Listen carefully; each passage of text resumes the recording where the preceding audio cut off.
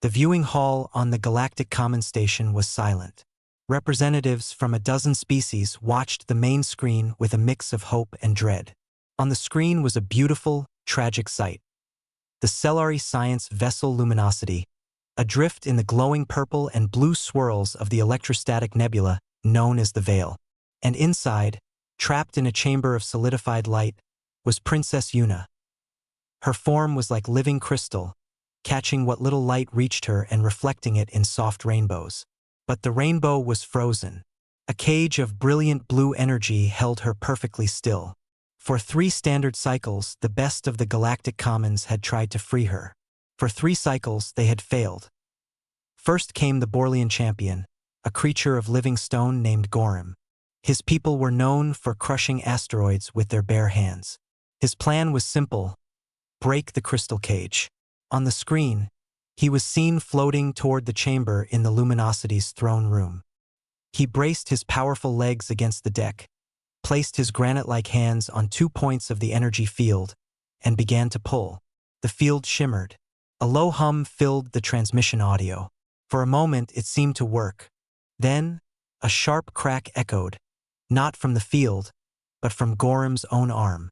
A fracture shot up from his wrist to his elbow. He recoiled in shock and pain. The energy field had not yielded at all. It had simply reflected all the force back into him. He was evacuated, his arm in a stasis cast. The cage remained. Next, the telepathic envoys from the Serene Psion race were sent. Their leader, a gentle being named Alara, believed the ship itself was alive and guarding the princess. They would calm it, reason with it. They entered not with tools, but with minds wide open.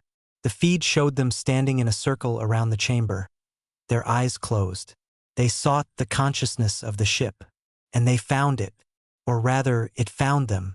The Luminosity's ancient custodian AI, tasked with preservation, interpreted their deep mental probe as a hostile attack. Defense protocols flared. Jagged arcs of psychic feedback shot out, not physically but mentally. The psions collapsed, their nervous systems overwhelmed by a digital scream of pure logic. They were carried out, unconscious and bleeding from their noses. The cage remained. The Commons then turned to technology. The silicon-based codiciers, masters of data and machine language, arrived. They looked like moving clusters of blue crystal themselves. They plugged their neural filaments directly into the ship's data ports. They would rewrite the prison's code, hack the lock. For hours, data streams flickered across the auxiliary screens. Then, without warning, the primary feed showed the codiciers violently ejected. Their filaments sparked and smoked. The custodian AI had firewalls within firewalls, a labyrinth of forgotten programming. It had identified their code as a virus and purged it. The lead codicier's voice was a static-filled rasp over the comms. The system, it is not just locked. It is sleeping, and it dreams of walls. The cage remained. Finally, the Crothians sent their greatest knight, Sir Kvorith. The Crothians were the galaxy's archetype of warriors. Huge, armored in impervious alloy, and bound by a code of honor. Kvorith's armor was a masterpiece of black and gold. He carried a resonance blade that could cut through molecular bonds. Surely this would work. The watching crowd held its breath. Kvorith marched into the throne room, his footsteps heavy. He did not rush. He studied the field, then raised his brilliant sword. This prison will fall to honor and strength. He declared that he brought the blade down in a perfect, powerful arc onto the top of the energy field. The collision created a flash of white light and a sound like 1,000 bells shattering. The resonance blade vibrated, then went dark. The energy field flared a violent red, and a concussive wave of force exploded outward. It lifted Kvorith off his feet and hurled him across the room into a wall. His armor cracked. His sword clattered to the floor, useless from the ground. He looked up at the chamber, his pride broken. "It does not yield," he growled, his voice full of shame. "It is a prison not of power, but of stillness." He was helped to his feet and led away, a symbol of failed might. The screen in the viewing hall went dark. The representatives looked at each other. No one spoke. What else was there to try? They had sensed strength, wisdom, technology, and noble force. All had been defeated not by a monster, but by a silent, unmoving machine. In a quiet mess hall on the remote human outpost of Waypoint Tau, a young mechanic named Lee Jun finished his noodles. He had watched the last attempt on a small, dusty screen in the corner. The other human engineers talked about the bravery, the tragedy, the magic of it all. Jun just watched the flicker of the energy field as the resonance blade struck. He saw a specific, quick pattern in the light, 2 short pulses, then a long one, then a stutter. He'd seen that pattern before, on a faulty dampener coil on a Terran or hauler last month. It was the sign of a bearing seizing under stress, a mechanical gasp. He drained his cup of water. To him, it didn't look like magic or an unsolvable puzzle. It looked like a machine that had broken down, and he was very good with broken machines.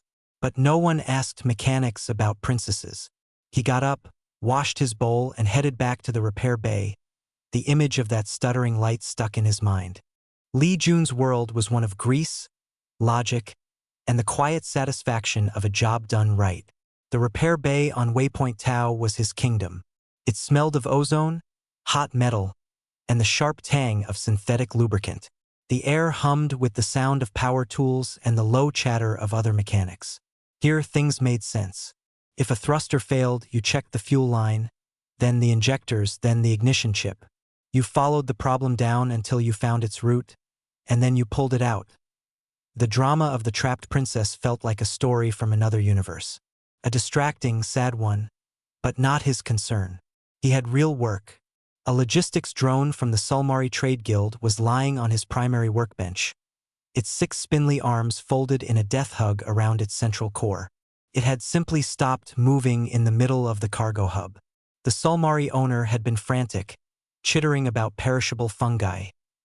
Jun didn't listen to the chittering. He listened to the machine. He ran a basic diagnostic. Power? Good. Primary motor? Engaged. He opened the access panel on the smooth carapace. Inside was a nest of micro-actuators and polymer tendons. He peered closer using a magnifier headset. There, at the nexus where the main drive signal met the first arm actuator, was a tiny, almost beautiful problem. A bead of hardened blue sealant, used sloppily in a past repair, had oozed into a relay socket. It was insulating the contact, blocking the move command. The drone's brain was shouting move, but the message was dying in a tiny pool of glue. He didn't need a fancy tool. He took a pointed probe from his bench, gently heated the tip, and applied it to the edge of the blue bead. The sealant softened. With meticulous care, he lifted the tiny, sticky obstruction free. He blew the socket clean, closed the panel, and tapped the reboot sequence. The drone shuddered. Its 6 arms unfolded with a smooth, synchronized whir. It rose from the bench, performed a system check, and gave a polite, programmed chime of thanks before floating back toward the cargo hub. Another fix. Another simple, solvable problem. His boss, Captain Day, leaned in the doorway of the bay. Day was a man who had served in the Earth Guard before taking command of the Tau outpost. He had a face like worn leather and eyes that missed nothing. He'd been watching. Sulmari is happy. Says you're a ghost talker for machines? Day said, his voice a low rumble. Jun just shrugged, wiping his hands on a rag already stained with 100 different marks. The machine was talking fine. Someone just wasn't listening. It said its path was blocked. Day grunted, a sound that could mean anything. He stepped into the bay, his eyes drifting to the small screen where the galactic news feed was replaying Sir Kvorith's failure for the 10th time. The mighty knight being thrown across the room. The shame on his face. A different kind of problem over there? Day said, nodding at the screen. Jun followed his gaze.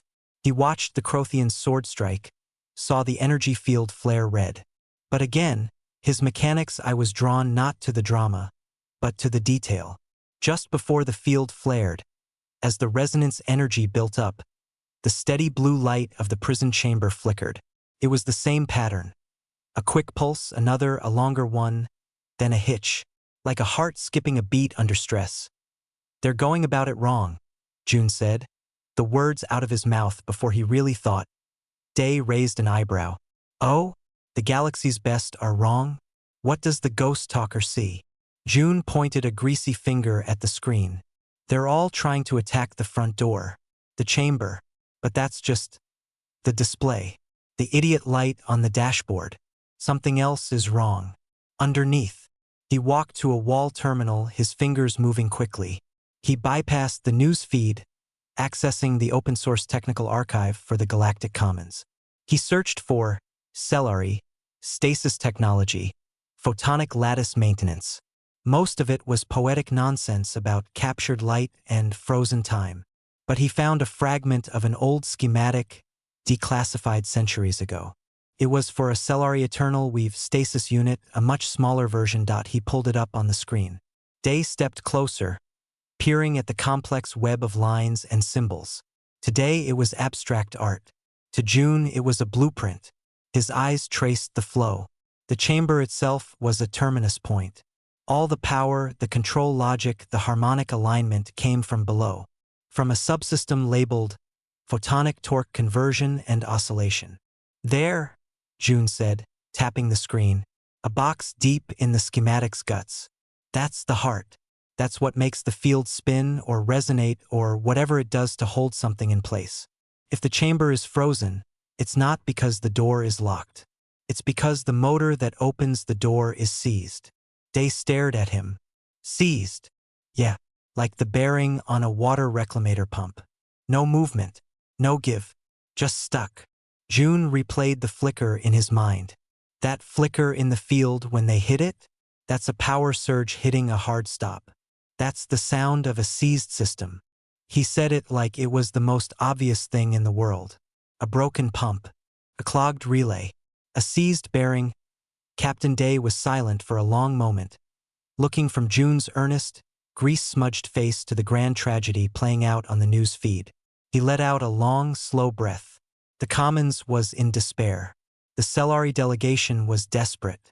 And here was his mechanic, talking about seized bearings. It's a stupid thought, Day said finally. But he didn't say it with dismissal. He said it like a man considering a very long, very stupid gamble. They would never listen to a human, especially not to this. June shrugged again, turning back to his bench to organize his probes. Then they'll keep looking at the idiot light. Day stayed in the doorway watching the feed. He saw the fear in the Cellari envoy's eyes. He saw the arrogant defeat of the Crothians. He thought about humanity's place in the Commons, useful but unseen. Good for fixing the drones, not for saving the princesses. He pushed off the doorframe. Finish your shift, June, and keep that thought to yourself. For now. But as Day walked back to his command office, the mechanic's words wouldn't leave him. They're all trying to attack the front door. It was, he had to admit, exactly what every single knight, envoy, and hacker had done. They had all faced the glorious, tragic cage. No one had thought to look for the motor in the basement. It was a stupid thought. But it was the only new one anyone had had in 3 cycles. The summons came the next morning. It was not a formal request from the Galactic Commons. It was a tight beam, Priority 1 message from the Cellari Royal Envoy herself, directed to Captain Day. The desperation in her translated voice was clear, even through the static of the nebula's interference. We have reviewed all sensor logs from every attempt. There is an anomalous energy signature, a minor fluctuation in the stasis field's photonic output. No one else noted it. Our analysts say it is consistent with a subsystem mechanical fault.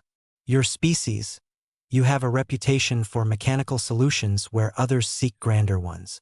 Captain Day stood in his small, tidy office, the message playing over his terminal. He looked at the wall, as if he could see through it to the repair bay where Lee June was already at work. The mechanic had been right about the flicker. The Cellari had seen it too. Day's first feeling was not pride, but dread. If he sent June and June failed, it would not just be a personal failure. It would make all of humanity look foolish on the galactic stage. The ghost talker would be seen as a fraud. Yet, if he did not send him and the princess was lost, he would always wonder. He walked to the repair bay. June was underneath a hovering cargo sled, welding a cracked support. The bright blue light of the welder flickered off the bay walls. Day waited until the light stopped and June slid out on his creeper. "Get cleaned up," Day said, his voice leaving no room for questions. "You and I are taking the fast courier to the rescue fleet. Pack your tools. The good ones." June sat up, his welding mask pushed back on his head. He didn't look excited or scared. He looked like he'd been asked to go fix a broken pipe. "The princess. The Cellari think you might be onto something, so you get to look stupid in person instead of just on my monitors." Day's tone was gruff, but his eyes were serious. "Don't make me regret this." The journey was short but tense. The fast courier was a cramped vessel, all engine and cockpit. As they approached the coordinates, the view filled with the impressive sight of the Galactic Commons rescue fleet. Sleek Psion thought ships, blocky Crothian dreadnoughts, and elegant Cellari vessels formed a wide perimeter around the drifting luminosity. It was a display of galactic power and unity. Their small human courier was like a fly buzzing into a convention of eagles. Docking clearance was given with obvious reluctance. When the airlock cycled open, they were met not by a welcoming party, but by a single, weary-looking Cellari aide and the palpable sense of defeat that hung in the station's air. They were led to the main operations room. It was a vast chamber with a huge holographic display of the luminosity. Around it stood figures from a dozen species. A Borlean with a heavily bandaged arm. Psion who still looked pale. Sir Kvorith himself, his magnificent armor now bearing a visible crack across the chest plate, stood like a statue of failure. All eyes turned to the two humans. The gaze was not hostile, just empty. They had seen hope arrive in many forms, and they had seen it break. The Cellari envoy, a being of delicate crystalline structure that shimmered with soft internal light, stepped forward. "You are the mechanic?" she asked, her voice like chimes. June, in his simple, dark blue utility suit with its patches and worn tools, nodded. "Lee June, your analysis of the energy fluctuation.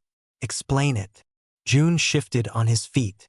He was not used to speaking to crowds, especially not like this. He looked past the envoy at the hologram of the ship.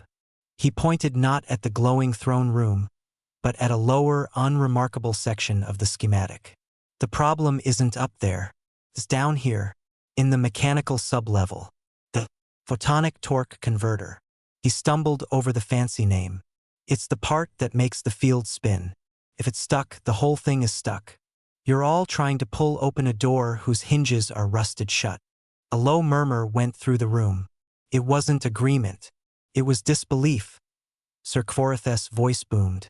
"You suggest we ignore the sanctity of the prison chamber itself? To crawl in the dirt beneath it?" The idea was clearly an insult to his warrior's perspective. "I suggest you fix what's broken," June said simply. "If you keep kicking a door that won't open, you just break your foot. You have to oil the hinges." The Psion envoy spoke softly. "The custodian AI guards the ship's functions. It would not allow tampering with a core system." "I'm not talking about tampering," June said, gaining a little confidence. "I'm talking about maintenance. You said the ship is ancient. Things seize up. They get dusty. Did anyone try to access the maintenance protocols? Not the command overrides. The manual." The room was silent. The concept was so mundane, so utterly unheroic, it had never occurred to any of them. They had sought to command, to overpower, to decode, not to service. The Cellari envoy studied June for a long moment. She saw no arrogance, only a practical certainty. She turned to a console. "Display the luminosity's archived technical manuals. Filter for non-emergency maintenance and engineering access routes." Lines of text and diagrams scrolled on a side screen. Most were marked as obsolete or low priority. There, buried, was a schematic for the photonic torque conversion room, a simple physical maintenance hatch, leading from a secondary engineering corridor. It had been used by Cellari technicians centuries ago. It required no security bypass, only a basic physical tool to open the manual release. The custodian AI views this as a neutral, non-critical action, the Cellari aide reported, sounding surprised. "It is categorized as preservation activity." June looked at Captain Day, then back at the envoy. "Can I go take a look?" The decision hung in the air. Sending this unremarkable human into the sacred, tragic ship felt wrong to many in the room. Felt undignified. But dignity had failed. Strength had failed. Wisdom had failed.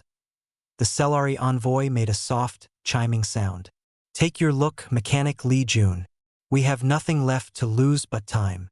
As June and a silent Captain Day were led toward the launch bay for a shuttle to the luminosity, the other delegates watched them go. There was no applause, no sense of hope, only a profound curiosity, and for some, a quiet embarrassment. They had spent cycles trying to be knights and wizards. Now, a plumber was going to look at the pipes. The shuttle ride to the luminosity was silent. Captain Day looked at June, who was calmly checking the contents of his toolkit. It was a simple metal case, scratched and dented, filled with drivers, probes, cutters, and several small canisters of specialized fluids. One canister was labeled high-performance conductive lubricant for extreme environment joints and bearings. Day pointed to it. That's your plan? That greasy can. June closed the lid on the case. Maybe. If the hinges are rusted, you need oil. If they're fused with crystal, you might need something stronger. Better to have it and not need it. When the shuttle docked, the airlock opened not into the grand halls shown in the feeds, but into a dim, chilly service corridor. The air smelled old, like dust and static. The Cellari aide who accompanied them shone a light down the empty passage. This route leads to the lower engineering deck. According to the schematic, the maintenance hatch for the torque conversion room is 400 meters ahead. The custodian AI has been informed of a preservation activity. It should not interfere. They moved quickly, their footsteps echoing. The corridor was plain, all smooth gray alloy, a stark contrast to the glowing crystal beauty of the upper decks. June felt more at home here. This was a place of work, not ceremony. After a few minutes, they found it. A circular hatch set into the floor, like the kind used to access plumbing on a Terran station. It had a simple manual release wheel. June knelt down. The wheel was cold. He took a large wrench from his kit, fitted it onto the wheel, and leaned his weight into it. It didn't move. He adjusted his grip, planted his feet, and pushed again. With a loud, metallic shriek of protest, the wheel turned a quarter-inch. "It's frozen," he grunted. Not a surprise. He took out a small spray can of penetrating solvent and applied it to the wheel's central shaft. He waited a minute, then tried again. This time, with more grinding complaints, the wheel began to turn. He spun it until a heavy clunk echoed from below that he and Day hauled the hatch open. A ladder descended into darkness that smelled of ozone and something dry, like old chalk. June went first, his tool case slung over his shoulder. Captain Day followed, his hand resting on the stun pistol at his belt. Though he knew it would be useless against the real problem, the bottom, June's work light cut through the gloom. They were in a small, low-ceilinged room. It was a mess. Fine gray dust, the accumulated fallout of millennia adrift, covered every surface. In the center of the room sat the photonic torque converter. It was not what June had pictured. It wasn't a box or a cylinder. It was a complex, beautiful sculpture of interlocking crystalline rings, each about the size of a truck tire, all suspended in a framework of silver metal. It was meant to spin, each ring rotating in a perfect, harmonious opposite to the next, generating the stable field that held the princess. Now it was perfectly, utterly still. The rings were fused together at their contact points by a thick, cloudy substance, hardened energy residue and cosmic dust that had seeped in and cooked solid over ages. "It's not broken," June murmured, his light playing over the frozen rings. "It's just dirty," and seized. Completely. He stepped closer, examining the contact points. The residue was like glassy glue. He tapped it with a probe. It was rock hard. He looked at the housing. There were access panels, small openings meant for Cellari maintenance tools. He could see inside to where the actual movement should happen. Smooth crystal surfaces meant to glide against each other, now locked tight. Captain Day watched, his initial skepticism turning to a slow, dawning understanding. The might of the Crothians, the wisdom of the Psions, none of it could have addressed this. This wasn't a puzzle for a warrior or a philosopher. This was a job for a janitor with a technical manual. The custodian AI, Day said, looking around. Will it stop us? As if answering, a voice, smooth and without emotion, echoed from a grill in the wall. System anomaly detected in primary stasis drive. Preservation protocols indicate manual maintenance is permissible. Please state your objective. June looked at the grill. I need to clean and lubricate the primary torque converter bearings. To restore free movement. There was a pause. Objective recognized. Routine maintenance. Proceed. Note: use of non-standard tools or fluids may cause system degradation. June almost smiled. My fluids are standard. Just a different standard. He got to work. First, he used brushes and blasts of compressed air from his kit to clear the millennia of dust from the rings and the housing. Clouds of gray powder filled the air, making them cough. Underneath the dust, the true problem was clear. The beautiful crystal surfaces were marred by the dull, cloudy residue at every critical junction.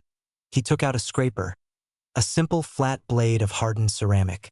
With painstaking care, he began to chip away at the residue on one of the main contact points. Came off in flakes like old paint. He didn't rush.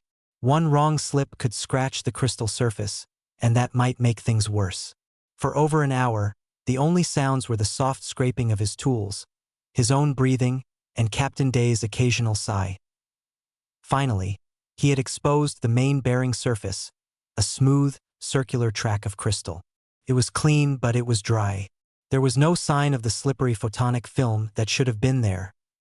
June picked up the canister of conductive lubricant. He gave it a shake. The nanoparticles inside would settle into microscopic imperfections and carry a charge, helping the system recognize the movement. He fitted a long, thin applicator tube to the nozzle. This is it, he said, more to himself than to Day. The oil for the hinges. He carefully applied a thin, precise bead of the clear lubricant along the dry crystal track. The fluid gleamed in his work light, seeping into the porous structure of the crystal. He moved to the next contact point and the next, repeating the process.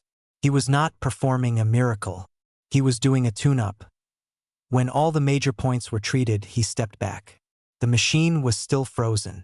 The lubricant needed to be worked in, the rings needed to be encouraged to move, to break the final bonds of stillness. He reached into his kit one last time.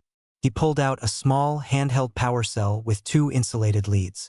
A little jump start, he said. He attached the leads to the converter's power input terminals. A simple bypass. With a flip of a switch, he sent a tiny, controlled surge of raw power into the system. For a second, nothing happened. Then, a deep, resonant hum vibrated up from the floor, through their boots. It was a sound that hadn't been heard in this room for 1,000 years. One of the large crystalline rings gave a shudder. Then, with a sound like ice cracking on a pond, it moved, just a fraction of an inch. Then another. The hum grew deeper, steadier. The rings, freed from their prison of grime, began a slow, hesitant turn. Light, pure and white, began to glow from within the crystals themselves, reflecting off the fresh lubricant in rainbow shimmers. In the throne room far above, something was about to change. But down in the dirty basement, Lee Jun was just wiping his hands on his rag, watching the machine do what it was built to do. The deep hum from the torque converter settled into a steady, powerful rhythm. The crystalline rings, once frozen together, now turned in a slow, beautiful dance. Light pulsed through them with each rotation, flowing up through conduits in the ceiling towards the world above.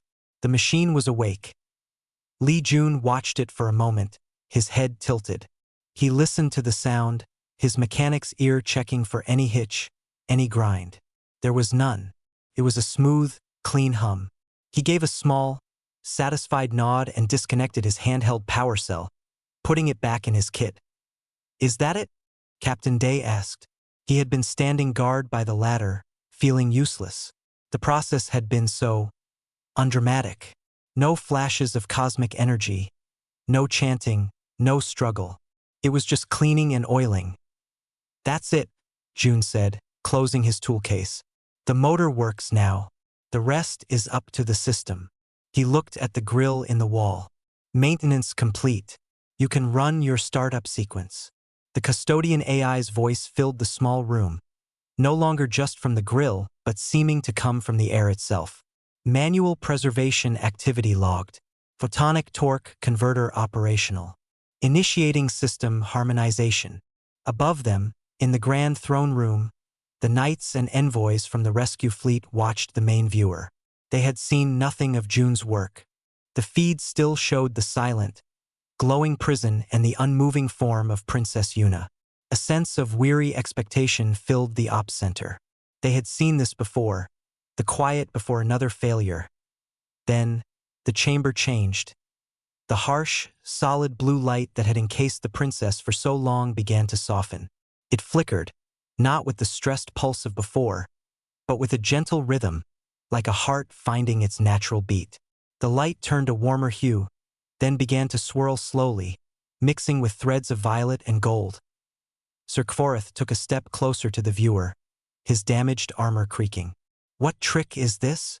In the chamber, the lattice of energy that had fused with Princess Yuna's own crystalline form began to dissolve. It didn't shatter or explode.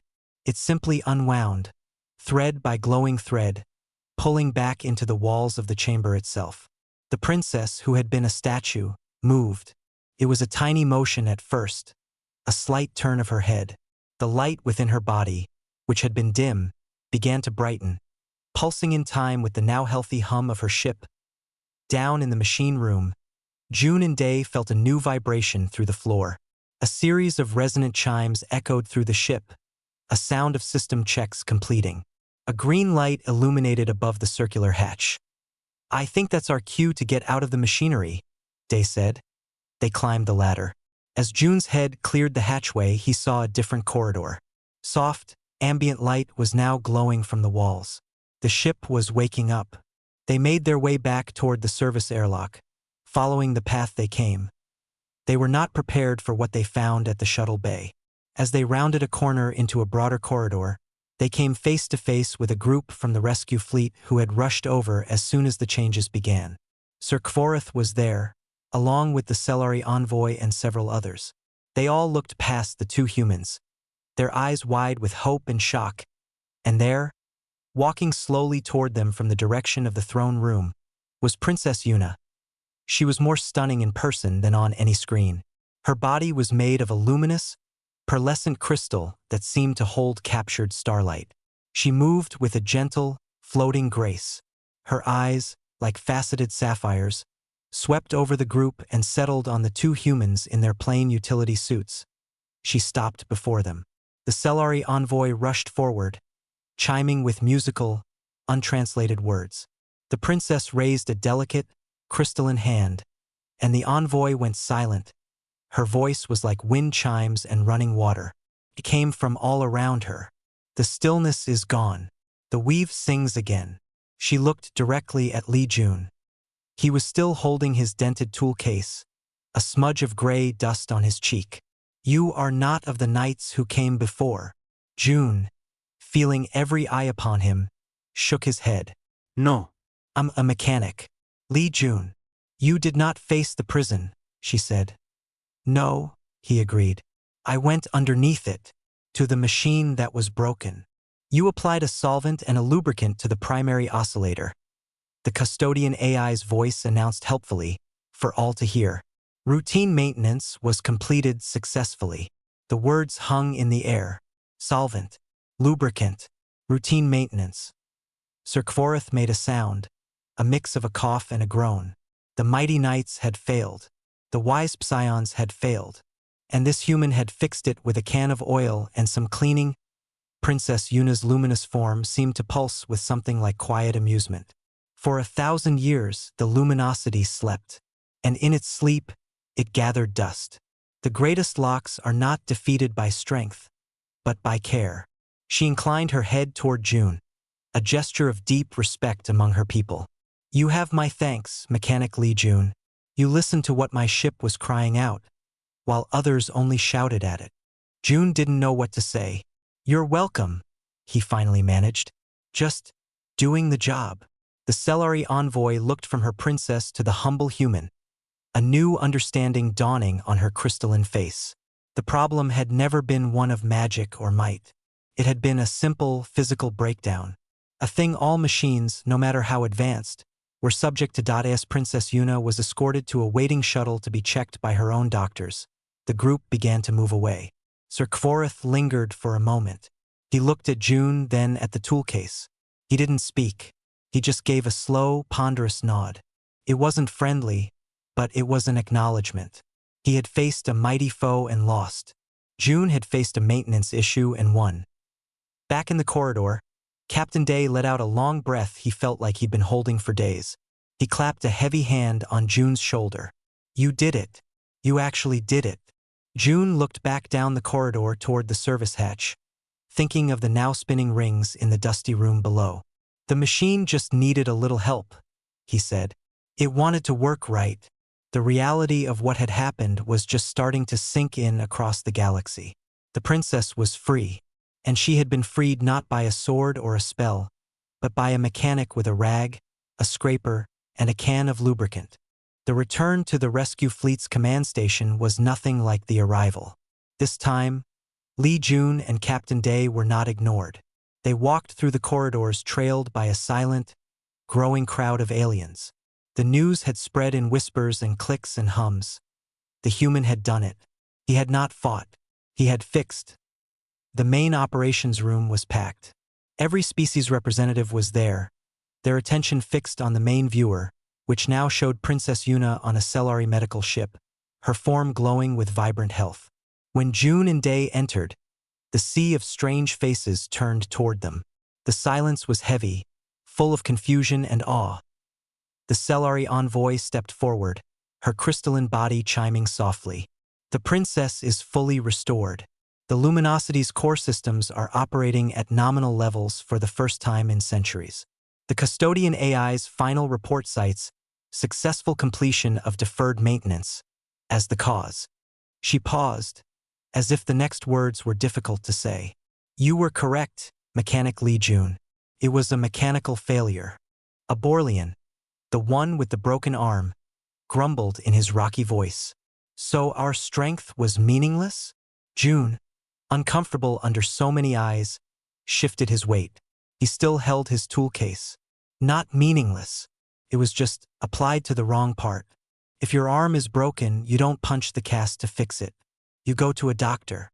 The Psion envoy, looking less pale now, floated slightly forward. "We sought the mind of the ship. We did not consider its body." "Everything has a body," June said simply. "Even ideas need a machine to run them. That machine needs upkeep." Sir Kvorith pushed his way to the front. The crack in his armor seemed more pronounced in the bright light. He loomed over June, but the fury was gone, replaced by a profound, weary curiosity. "You spoke of oiling hinges. You shamed us all with your simplicity." June looked up at the massive night. "I didn't mean to shame anyone. A stuck door is a stuck door. You can be angry at it or you can fix it. I'm just better at fixing things than being angry." A low murmur went through the crowd. It was not agreement, but a slow, dawning realization. They had framed the problem as a test of worth, a battle of wills, a divine curse. The human had framed it as a repair order. Captain Day saw the moment turning. He stepped forward, his voice clear and firm. "Humanity is new to the Galactic Commons. We do not have your strength, your telepathy, or your ancient technologies. What we have is a long history of things breaking down, and of learning how to put them back together. We look at the universe and see a very old, very complicated machine. And all machines eventually need a mechanic." The Celery envoy chimed again. "This mechanic perspective. It is a form of wisdom we had not catalogued." She turned to June. "The princess wishes to grant you a reward. Name it. Wealth? A title? A starship of your own." June blinked. He hadn't thought about a reward. He thought about his quiet workshop on Waypoint Tau. He thought about the satisfying weight of a good wrench in his hand. He thought about the Sulmari drone, fixed and back to work. I don't need those things, he said. The room seemed to hold its breath. But maybe the luminosity needs a proper maintenance schedule. And other old ships might, too. The custodian AI didn't know how to fix the seizure. Maybe the Commons could use a guide for maintaining old systems. So this doesn't happen again. It was a stunning request. He didn't want treasure or land. He wanted a manual. He wanted a checklist.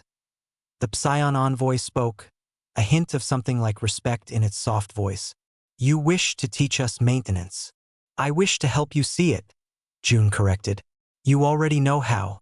You just didn't know to look. Princess Yuna's image appeared on the main viewer. Having joined the feed from her ship, her luminous eyes found June in the crowd. Mechanic Lee June, your reward shall be as you ask. The Cellari will work with the Galactic Commons to establish a new protocol, the principle of essential maintenance. And you shall be its first consultant. Faint, chiming laugh. But also, please accept a lifetime supply of whatever conductive lubricant you prefer. A practical tool for a practical mind. A ripple of what might have been laughter, or at least release of tension, moved through the assembled aliens. The human had not just saved the princess. He had reframed their failure. They hadn't been unworthy. They had been using the wrong manual. Later, as the excitement began to die down, June and Day found themselves in a quiet docking bay, waiting for their shuttle back to Waypoint Tau. Sir Kvorith approached them one final time. He held out a large, gauntlet hand, not in a threat, but open. June hesitated, then shook it. The knight's grip was careful, controlled. I misjudged you, human, Kvorith rumbled. I sought a mighty foe to conquer. You sought a stuck gear to unstick. Your way was better for the princess. He released June's hand. My people value strength above all. Today I saw a different kind. The strength to ignore the roar and hear the squeak. With another nod, the great knight turned and walked away. His lesson learned not in battle, but in a repair bay on the shuttle ride home. The silence was comfortable.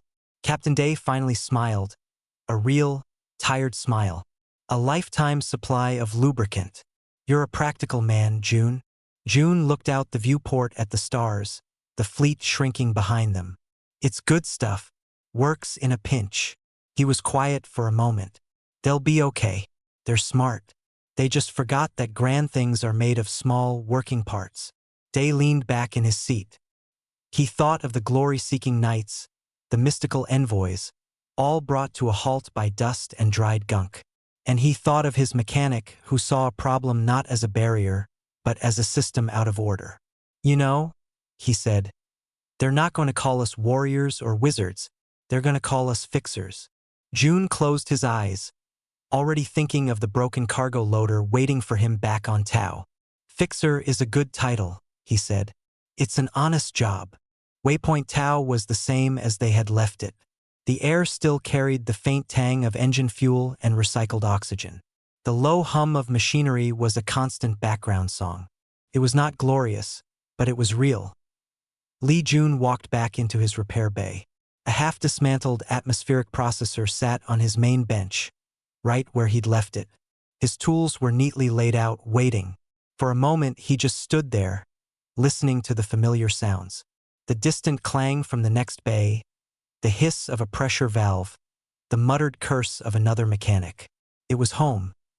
Captain Day followed him in, leaning against the doorway just as he had before this all started. No parade? He asked, a slight smirk on his face. June ran a hand over the cool metal of the processor. This is better. The news of the rescue, of course, had reached Tau ahead of them. The other engineers and dockworkers looked at June differently now. There was a new respect in their eyes, but also a curiosity. They expected him to be different, but he wasn't. He put on his work apron, picked up a multimeter, and started diagnosing the processor's faulty regulator. A young apprentice, a woman named Mina, hovered nearby. Is it true? She finally asked, her voice full of awe. You really just oiled it? June didn't look up from his readings. Cleaned it first. The oil doesn't work if the parts are gummed up with ancient dirt. But it was an alien princess. in a crystal prison. And the prison was a machine, June said, adjusting a dial. A very pretty, very old, very broken machine. He found the problem, a worn capacitor. He pulled a replacement from a drawer and started the delicate work of soldering it in place. The how doesn't change. You find what's not working, and you make it work. Mina watched him, the legendary hero performing the same tiny, precise act she saw him do every day. The magic faded, replaced by a deeper understanding. The galaxy's great mystery was, in the end, a technical issue. Later, in the mess hall, Captain Day sat across from June. He slid a small data chip across the table. First consult. From the Cellari. Schematics for the Luminosity's secondary environmental systems. They want a human perspective on preventative maintenance. June took the chip, pocketing it with the same care he'd give a spare bolt. I'll look at it tonight. Day shook his head, a quiet laugh escaping him. You know, for a week, you were the most famous human in the Galactic Commons. Now you're back to fixing air scrubbers.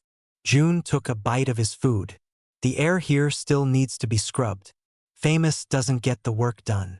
That was the truth that settled over Waypoint Tau, and slowly, over the wider human presence in the galaxy. The story was told and retold. Every night failed until the human used lubricant. It became a parable. Humans were not invited to join the noble knightly orders or the mystical enclaves. They started getting different kinds of messages. A Crothian mining guild requested a human engineer to look at a failing deep-core drill that their strongest operators couldn't force. A Psion research vessel asked for a practical systems consultant to help with a stubborn, non-responsive door on a temple archive. A door they had been meditating before for years. The Borleans inquired about microscale adhesion solutions for their fractured tectonic stabilizers. Humanity's profile didn't become one of fearsome warriors or clever diplomats. It became the profile of a fixer. The ones you called not when you needed something destroyed, but when something precious had stopped working and you didn't know why. They were the ones who looked at the problem from the bottom up, who weren't afraid of the dirty, forgotten parts. Back in his small quarters, June plugged in the data chip. Complex, glowing schematics filled his screen. He didn't see a sacred ship. He saw ductwork, heat exchangers, and fluid circulators. He saw points of likely friction, seals that would dry out, filters that would clog. He began making a list in simple, clear language. Asterisk check valve alpha 7 every standard year. Replace seal on coupling gamma 2 before it crystallizes. Listen for high-pitched whine in primary pump. Indicates bearing wear. Asterisk it was a maintenance schedule. For a princess's starship. To him, it was just another machine to care for. The next morning, under the familiar yellow lights of the bay, Mina brought him a broken scanner. It just died, she said. June took it, opened the panel, and saw the issue immediately. A disconnected power cell lead, shaken loose by rough handling. He snapped it back into place. The scanner beeped to life. See, he said, handing it back. Most things aren't broken. They're just disconnected. Or dirty. Or dry. Mina took the scanner, a new light in her eyes. She was starting to see the universe the way June did. Not as a collection of unsolvable mysteries, but as a collection of systems. And all systems, no matter how grand, needed a little care. Captain Day watched from his office window, looking down at the busy repair bay. He saw June, head bent over a new project, already absorbed. He saw the other mechanics moving with a little more purpose, a little more quiet pride. They had a place now, a title. The galaxy had knights. It had sages. It had hackers and warriors. And now it had mechanics. The ones who heard the squeak in the silence, who saw the wear in the wonder, and who knew that sometimes the most powerful act in the universe wasn't a mighty blow, but the simple, careful application of the right oil, in the right place at the right time.